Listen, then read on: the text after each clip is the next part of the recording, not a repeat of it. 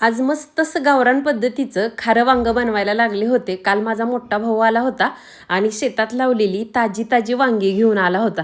वांगी इतकी कवळी लुसलुशीत होती ना, आज म्हटलं काही करायचं, पण मस्त असं खारं वांगं बनवायचं. तसं तर पातळ म्हणजे रस्सावालं खरं वांगं बनवणार आहे मी.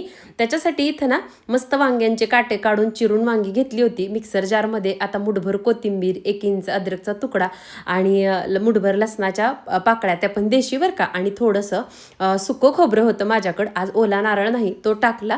त्यानंतर छोटे 2 चमचे तीळ टाकलेले आहेत कच्चे, आणि मस्त असे अख्खे धणे असतात ना, ते सुद्धा छोटा 1 चमचा किंवा 2 चमचे टाकले आहेत त्याच्यामध्ये. आणि बघा हे सगळं एकत्र मस्त असं वाटून घेतलेलं आहे. असं अख्खे धणे घातलेलं वाटण आहे ना, ते तुम्ही खाऱ्या वांग्याला घालून बघा, खूप टेस्टी होतं असं बनवलेलं खारे वांगं. आता वांगी तर तुम्हाला दाखवली, तर कोणत्या प्रकारची वांगी आहेत हे कमेंट करून मला नक्की सांगा, कारण वांग्यात सुद्धा बरेच प्रकार असतात. आणि हे तर खूप कवळी लुसलुशीत वांगी आहेत आणि कच्ची सुद्धा खायला खूप टेस्टला लागत होते. कारण कालच आणल्या मी दुपारी आणखीन जेवण झालं नव्हतं, म्हणून वांगं चिरून खाल्लं होतं. त्यानंतर कढईमध्ये बघा तेल गरम करायला ठेवलं होतं. त्याच्यामध्ये अर्धा चमचा जिरी मोहरी टाकली आणि मिक्सरमध्ये बनवलेलं जे वाटण होतं ते वाटण सगळं टाकून घेतलं याच्यामध्ये. आणि अर्धा चमचा हळद, थोडीशी हिंगपूड आणि कच्च्या गरम मसाल्याची पूड टाकून घेतली. आता ही बारीक कट केलेली वांगी होती ना, ती सगळी टाकून घेतली आणि चांगली 1-1.5 मिनटं या तेलामध्ये आणि वाटणामध्ये परतून घेतलेले आहेत. आता खारं वांगं म्हटलं की थोडंसं मीठ एक्स्ट्रा टाकलं की हे वांगं खाण्यासाठी मस्त टेस्टी लागतं. खाऱ्या वांग्याचा रस्सा आणि पांढरा भात आहे ना, तो खायला सुद्धा भारी लागतो. आणि बघा त्यानंतर गरम केलेलं पाणी इथं केटलमधलं टाकून घेतले. ही हॅवेल्स कंपनीची केटल आहे. तुम्हाला हवी असेल ना तर देते, खूप चांगलं प्रोडक्ट आहे. भाज्यांमध्ये गरम पाणी ओतायचं असेल किंवा मग सकाळ सकाळी आपल्याला पण जर उठल्या उठल्या गरम पाणी प्यायचं असेल ना, तर पटकन अगदी 1 मिनिटाच्या आत पाणी कोमट किंवा गरम होऊन जातं. आता 1 तांब्या पाणी ओतले आणि वांग्याची भाजी मस्त अशी शिजायला ठेवली. त्याच्यामध्ये अर्धी वाटी शेंगादाण्याचा कूटसुद्धा टाकलाय. खारं वांगं आणि रस्सेदार म्हटलं तर शेंगादाण्याचा कूट हा आलाच. आता इथं लोखंडी कढईमध्ये ना मस्त बटाट्याची भाजी बनवायला लागली होते. 1 चमचा वाटण लसूण, कोथिंबीर आणि खोबऱ्याचं तेलामध्ये टाकलं, जिरी मोहरी टाकली आणि मस्त बघा जे बारीक कट केलेले बटाटे होते ते टाकले, चवीपुरतं मीठ आणि 1 चमचा साठवणीचं काळं तिखट टाकले. हे सगळं मिक्स करायचंय. अशी सुकी बटाट्याची भाजी लोखंडाच्या कढईत बनवत असताना मी शक्यतो पाणी वापरत नाही, बारीक गॅसवरती ठेवते आणि वाफेवरतीच 2-3 वेळा झाकण ठेवून अधूनमधून हलवत ही बटाट्याची भाजी शिजवून घेत असते. अशा पद्धतीने केलेली बटाट्याची भाजी आहे ना, माझ्या दोन्ही लेकींना खूप आवडते. कधी कधी ही बटाट्याची भाजी पातळ काप करून करते, तर कधी कधी एकदम बारीक फोडी करून करते. म्हणजे आहे हाच बटाटा, फक्त वेगवेगळ्या फोडी करून बनवत असते, वाटण वेगवेगळं वापरत असते. आता बटाटा शिजतो एका गॅसवरती, एका गॅसवरती मस्त आपलं रस्सावालं खारं भांग शिजतंय. आणि पटकन म्हटलं चला घडीच्या चपात्या बनवून घेऊयात. म्हणजे कसं गॅस रिकामा होता, 3 गॅसची शेगडी आहे, वेळही वाया जात नाही आणि स्वयंपाकही पटकन आवरतो. तसं तर माझं दूध वगैरे आणखीन गरम करायचं राहिलंय, पण म्हटलं चला लास्टला आपण दूध गरम करून घेतलं तरीही काही हरकत नाही. सकाळी उठल्यापासून दिवस कसा मावळतो हे काही समजत नाही अलीकडं. आणि खरं सांगायचं तर व्हिडिओ बघताना हा आपला व्हिडिओ 9 मिनिटाचा होतोय, पण जवळजवळ हे सगळं व्हिडिओमध्ये दाखवलेलं काम करायला 2-2.5 तास गेलेले असतात. असं वाटतं कधी कधी देवाने बायकांना ना असं स्पीड द्यायला हवं होतं, की अशी चुटकी वाजवली किंवा एक छडी फिरवली की त्या जादूच्या छडीसारखी सगळी कामं व्हायला हवी होती. तुम्ही म्हणाल कामं करून, मला बऱ्याच ताईंच्या कमेंट येतात, तू थकत नाही का, कंटाळत नाही का? आईला थकायला किंवा कंटाळायला परवानगी नसते. त्यामुळं आपल्याला स्वतःलाच वेळ काढावा लागतो, स्वतःची कामं मॅनेज करावी लागतात. एकदा का आपण आई झालो, लग्न केलं की आपण जबाबदाऱ्यांपासून पाठ बिलकुल फिरवू शकत नाही. इथं बघा आता मस्त बटाट्याची भाजी वाफवली होती 2 मिनिटासाठी, परत एकदा झाकण काढलं आणि मस्त मिक्स करून घेतली. आणि आता याच्यावरती जाडसर शेंगदाण्याचा कूट टाकणार, परत एकदा 2 मिनिटासाठी झाकण ठेवणार आणि नंतर गॅस बंद करून टाकणार आहे. बघा मस्त आपली रस्सादार अशी ही खाऱ्या वांग्याची भाजी तयार होती. लोखंडी कढईतला शिजलेला बटाटा सुद्धा दुसऱ्या म्हणजे कुंड्यात काढून ठेवला होता. जर कढईत तसाच ठेवला तर खूप काळपट रंग येतो आणि मला ना असं रस्सेदार खारं वांगं खायला खूप आवडतं. आता लास्टची वेळ होती ती किचन ओटा स्वच्छ करण्याची. इथं आज ना चपात्या बनवत असताना मोठं एखादं कापड वगैरे टाकायचं राहिलं होतं, त्यामुळे पिठाचा पसारा मात्र भरपूर झाला होता. तुम्हाला नेहमी घर स्वच्छ आणि सगळं दिसतं, तर माझं सुद्धा काम करत असताना असा पसारा होत असतो. तुम्हाला मी आवरल्यानंतर किंवा कधी कधी आवरताना असं शेअर करत असते.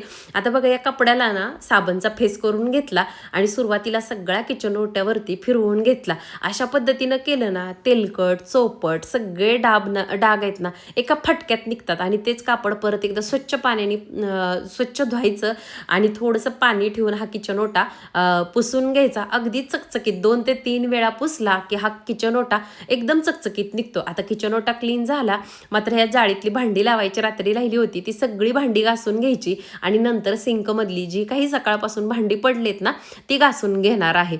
छोटी मोठी कामं अशीच आठवणीत ठेवून केली ना तरच पटकन उरकतात, नाहीतर वेळ कुठं जातो, दिवस उगवतो कुठं आणि मावळतो कुठं काही समजत नाही.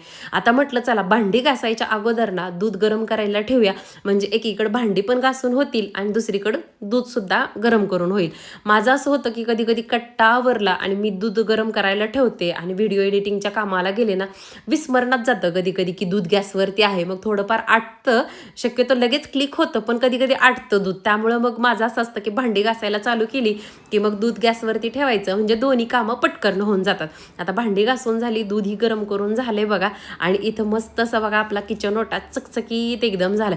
असं झालं ना की काम की मग कुठंतरी जीवाला थोडंफार बरं वाटतं. आता सकाळपासून ना हा किचन ओट्यावरचा जो पांडा आहे ना त्याच्याकडे खूप लक्ष जात होतं माझं, कारण ह्याच्यावरती ना धूळ बसली. ह्याचे डोळे जर तुम्ही व्यवस्थित बघितला ना तर तुम्हाला दाखवते मी याच्या डोळ्यांवरती किती धूळ बसली. सारखं माझं सकाळपासून किंवा कालपासून याच्याकडे लक्ष जात होतं. तर म्हटलं चला फक्त पाण्याने तर स्वच्छ करायचा याला, म्हणून मस्त असं पाण्याने या पांडाला स्वच्छ करून घेतला. असे छोटी मोठी घरातली कामं आहेत ना, हळूहळू सतत आपल्याला लक्ष जाईल तसं करत राहिलो ना आपल्याला जास्त कामाचा लोड येत नाही आणि थकायला सुद्धा होत नाही. आता जसजसं आपण 35च्या पुढं वय जातं ना तसं पहिलं जसं अगोदर 30च्या अगोदर 35च्या अगोदर आपण एकदम घर सगळं आवरू शकतो तसं होत नाही. एनर्जी ऑटोमॅटिक कमी वाटायला लागते. त्यामुळं एक एक कोपरा घराचा आवरायला घ्यायचा म्हणजे थकायला होत नाही. आता माझ्या दोन्ही लेकींसाठी ना आज मला शेंगादाण्याचे लाडू बनवायचे होते, पण जाताना सांगून गेल्या होत्या फक्त गुळाने शेंगादाण्याचे लाडू बनव, त्याच्यात दुसरं काय वापरायचं नाही. मी शक्यतो ड्रायफ्रूटचे लाडू बनवते ना त्याच्यामध्ये सगळ्या प्रकारचे बी वगैरे वापरते ना, म्हणजे सूर्यफूल मगज बी, मग थोडी टेस्ट त्याची वेगळी लागते. त्यांना दोघींना ना साधे गुळ शेंगादाण्याचे लाडू आवडतात. तरी पण ह्याच्यात मी एक काम केलेलंच आहे, त्याच्यात मुठभर बदाम टाकलेले आहेत, म्हणजे थोडं तरी आणखीन हेल्दी काहीतरी शरीरात गेलं पाहिजे त्यामुळं. आता इथं मुठभर बदाम आणि वाटीभर शेंगादाणे आणि थोडासा गुळ घालून इथं सगळे म्हणजे अर्धा किलो शेंगादाण्याचे लाडू बनवून घेणार आहेत. तसं दोघी 6:45ला जातात आणि माझ्या मोठ्या लेकीला ना चहा जास्त आवडत नाही. तिला ना चहाच्या ऐवजी दुसरं काही खायला असलं ना असे शेंगादाण्याचे लाडू ड्रायफ्रूटचे लाडू किंवा एखादं फळ ते आवडतं. मग एकदा सकाळी 6:45ला गेल्या ना तर त्यांचा क्लास 12:15ला सुटतो. टेस्ट नसतील तर 12:30पर्यंत घरी येतात त्या दोघी आणि टेस्ट वगैरे असेल तर 3-3:30 वाजतात. तर हल्ली मी काय करते की आहोंजवळ त्यांना डब्बाही देते आणि जर लाडू बनवलेले असतील ना तर सकाळ सकाळी चहाच्या पिण्याऐवजी माझी मोठी लेक एक लाडू खाऊन जाते. म्हणून म्हटलं चला आज कंटाळा न करता कसल्याही परिस्थितीत हे शेंगादाण्याचे लाडू बनवून घेऊया. आणि माझे लाडू बनवत असताना ना अगदी छोटे छोटे एकाच हाताने बघा जे मोठ्या आकाराचं लिंबू असतं ना तेवढ्या साईजचे मी लाडू बनवते, म्हणजे अगदी उष्टे राहत नाहीत किंवा वेस्टही जात नाहीत. एक लाडू किंवा 2 लाडू त्यांना आवडीप्रमाणे ते कितीही खाऊ शकतात किंवा एखादा एक्स्ट्रासुद्धा डब्यात दिला तर मैत्रिणी वगैरे असतात आणि मग खातात मिळून त्या. म्हणून आता इथं ना एकाच हाताने बघा एका साईजचे एकसारखे छोटे छोटे लाडू वळून घेणार आहे आणि मस्त असे डब्यात एकदा भरून ठेवले की 8-10 दिवस काही टेन्शन नाही. आता लाडू माझे बनवून झाले होते, मी तुम्हाला दाखवायची विसरून गेली. डब्बा भरून लाडू झालेले आहेत, उद्या वगैरे दाखवीन. त्यानंतर हा नवीन आणलेला चॉपिंग बोर्ड तुम्हाला व्हिडिओत शेअर केला होता. आता 15 दिवस झाला हा वापरण्या अगोदर सुद्धा मी शॉर्ट व्हिडिओत शेअर केलं होतं की लाकडी वस्तू नवीन आणल्या की स्वच्छ धुवायच्या, त्याला तेल लावायचं आणि 2 तासासाठी तसेच ठेवायच्या, त्यानंतर पुसून त्याचं तेल काढायचं. आता 15 दिवस झालं वापरते. आता थोडंसं हे चॉपिंग बोर्ड कोरडं पडल्यासारखं वाटते, तर परत एकदा आता ह्याला स्वच्छ धुतलं माझं सगळं स्वयंपाक झाल्यानंतर. आता परत एकदा याला तेल लावले आणि असं सुकायला ठेवणार आहे. अशा पद्धतीनं केलं ना की हे चॉपिंग बोर्ड आहेत ना खूप दिवस टिकतात आणि वास मारत नाहीत किंवा ह्या लाकडाला ना भेगा वगैरे जात नाहीत. माझ्याकडे ना स्टीलचा सुद्धा चॉपिंग बोर्ड आहे. तर कसा वाटला आजचा व्हिडिओ? आवडला असेल तर लाईक आणि चॅनलला सबस्क्राईब